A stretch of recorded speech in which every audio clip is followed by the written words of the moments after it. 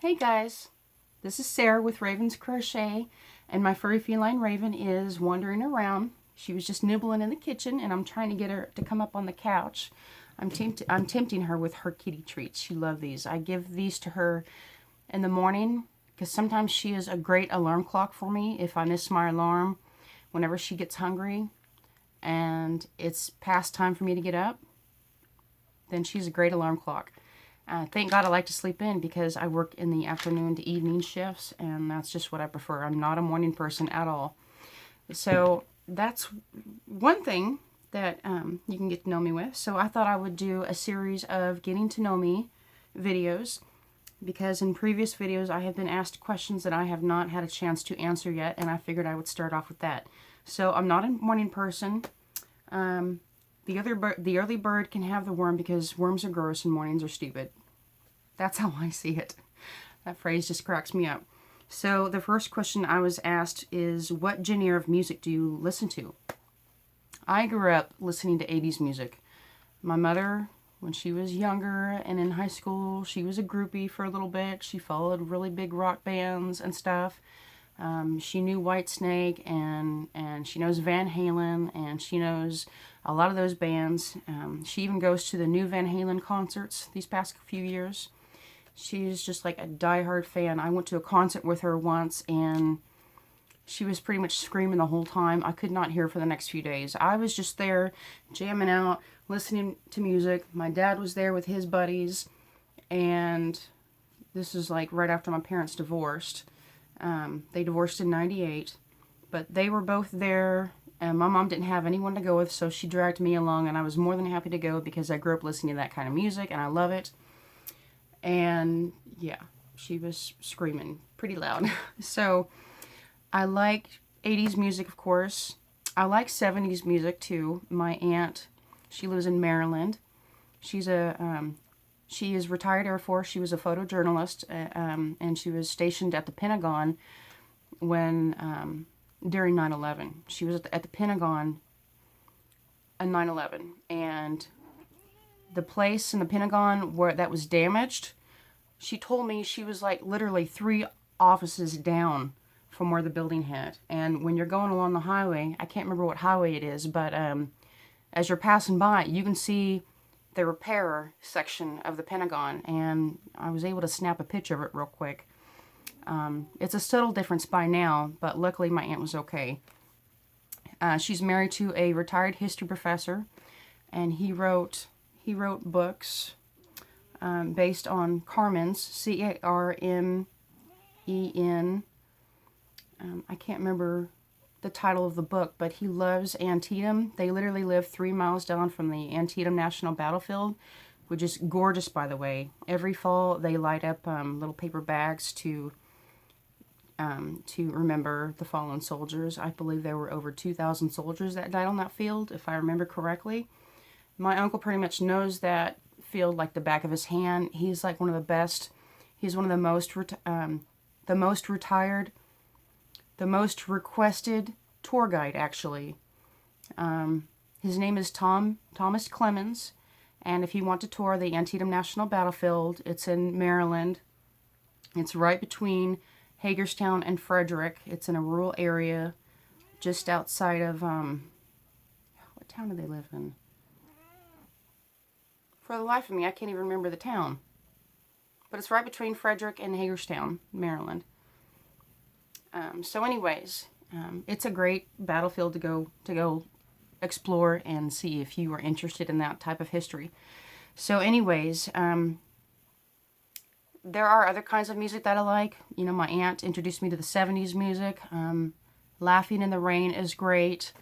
I like Rupert Holmes and a lot of other artists from the 70s, some of the soft rock stuff. And I also like instrumental, Trans-Siberian Orchestra. I used to see them in concert every Christmas. If you have not been to a Trans-Siberian Orchestra concert, I highly recommend it. The tickets are worth it. I promise you, they are worth it. You get a phenomenal show. They shoot up fire and everything. You can feel the heat a little bit. Some of the musicians will come down closer to you. If you're towards the back of the stadium, they will come down close to you, and you can get a close-up view of them playing the violin. And there was one concert where two of them, a man and a woman, they came back down towards the back of the stadium, and they were rose about 20 feet high on these platforms.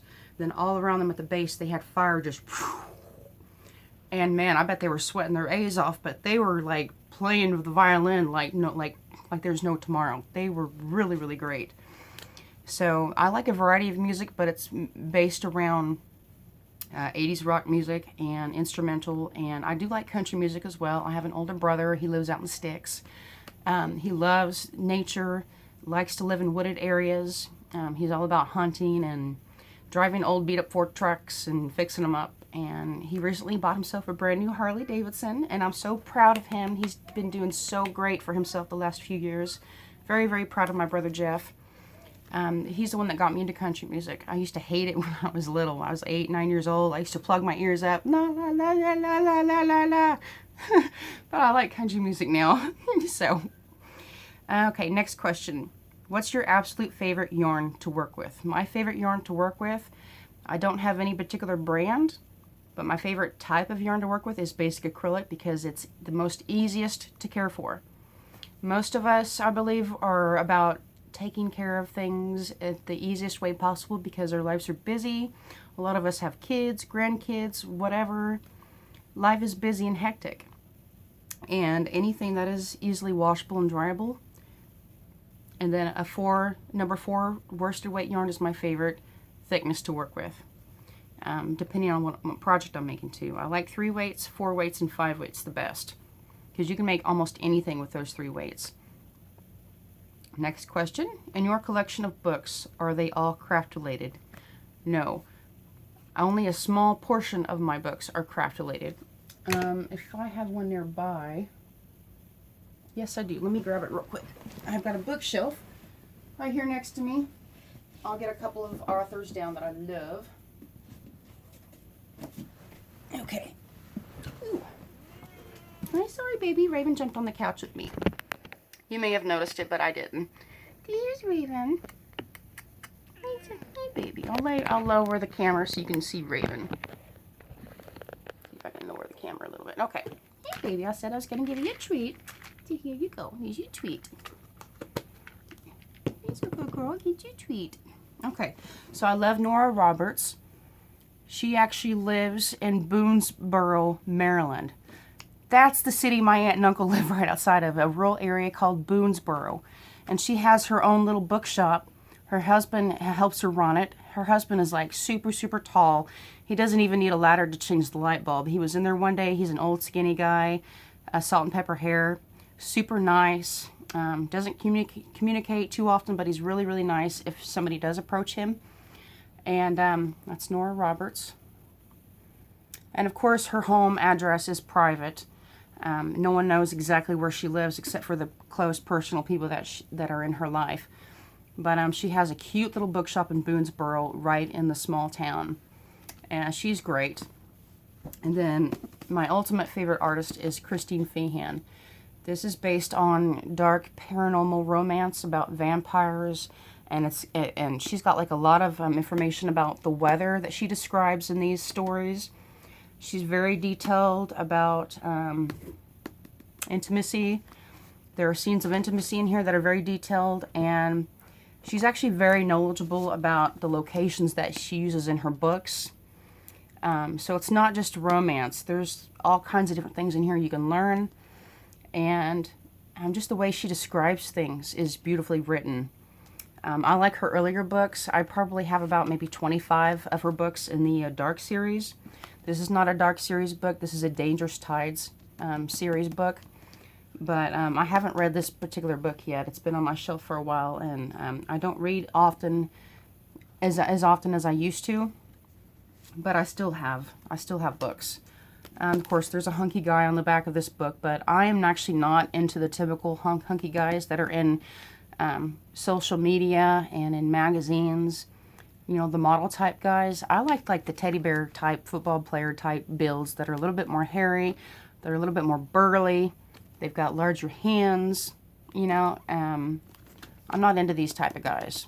You know, most women are, I imagine, but no, I don't care for the six-pack. As long as you take care of your health, and you know, you're taking care of yourself, then that's all I care about. Raven jump down. I'm going to raise the screen back up.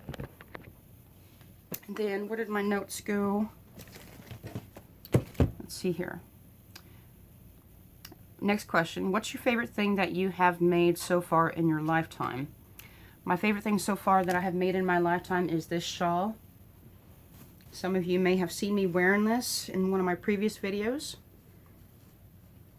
I used 3.5, I actually used 4 skeins. I used 4 skeins of this. Let me go show you the yarn I used. Hang on, bear with me.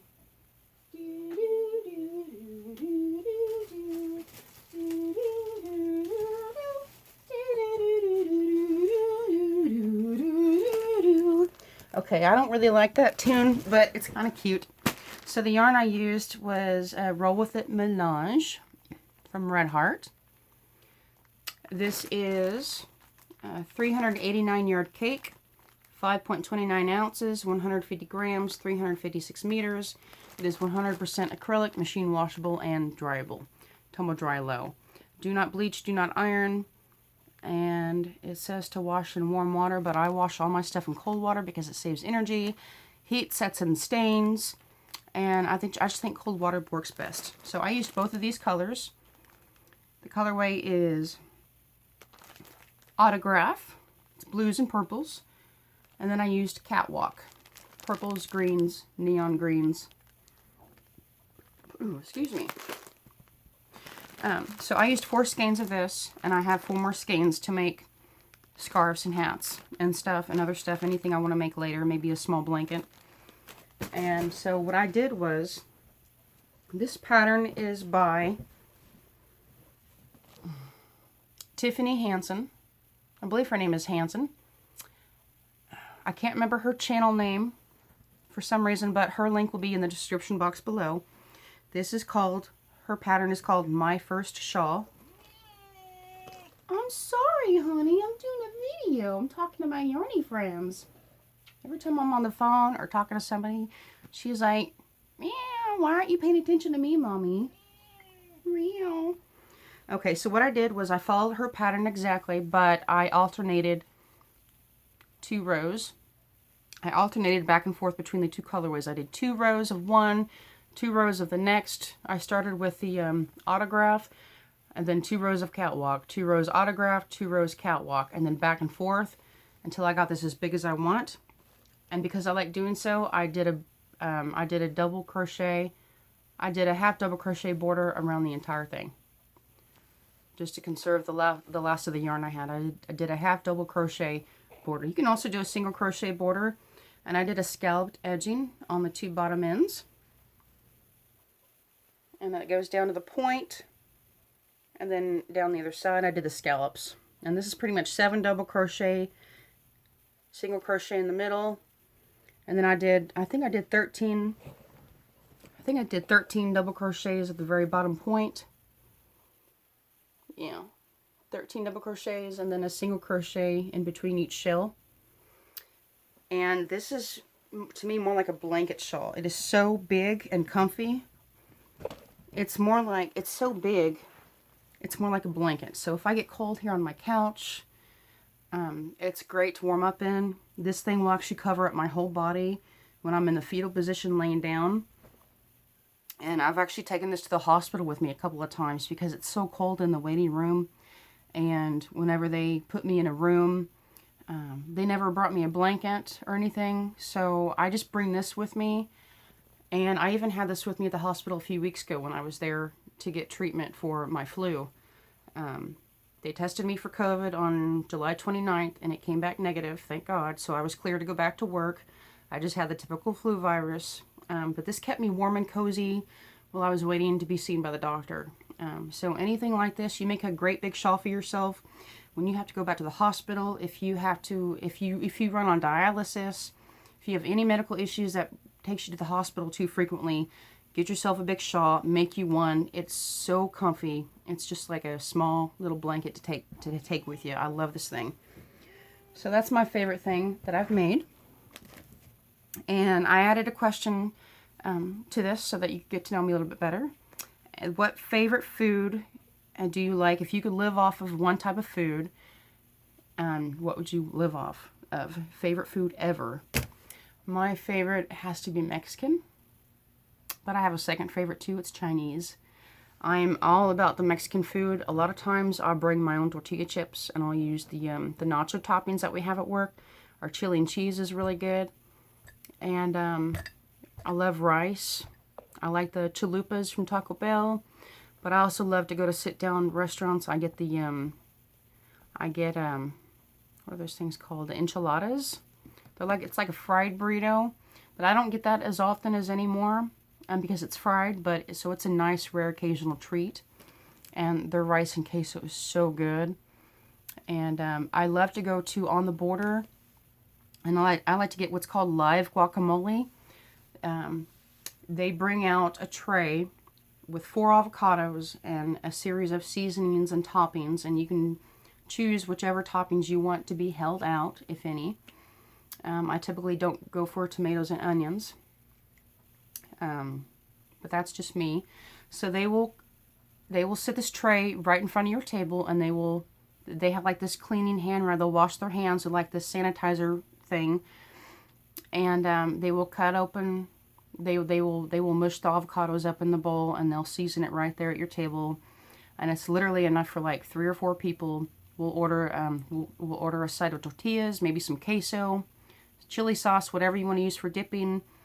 And of course, they already bring out chips and salsa at your table to start. And then we get our drinks, maybe our alcoholic beverages. And that's literally enough for 2 to 3 people. And it's like $20.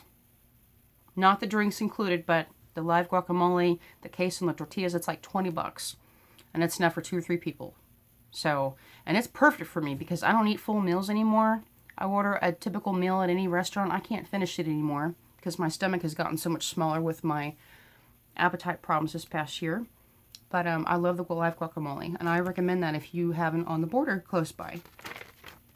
That is it for right now. If you guys have any questions you would like to ask me to get to know me better, as long as it's not too personal, don't ask me about my underwear or anything like that, you know. But anything that's not yarn related, if it is yarn related, of course, ask that too. And I will do my best to either help you on that yarn issue or direct you to a channel or a tutorial that would help you. But anything you want to ask about me or Raven, feel free. It can be a little personal. You know, if it's too personal for me, I'll skip that question. Yeah, I thought this would be fun. And I had something else I was going to say. I guess I forgot it. Okay, well that's it. I'm going to let you guys go now. I thank you so much for being here and watching my channel. If you like my content, please like the button. At least, pretty please, hit the like button. And if you want to subscribe, go ahead and do so. I will be having a 1,000 subscriber giveaway. I'm so excited. I'm just about to ship off my first giveaway box for my 500 subscribers. And so yeah, anyways, thanks for being here, guys. And I hope you all are having a great, lovely crochet day. Bye-bye.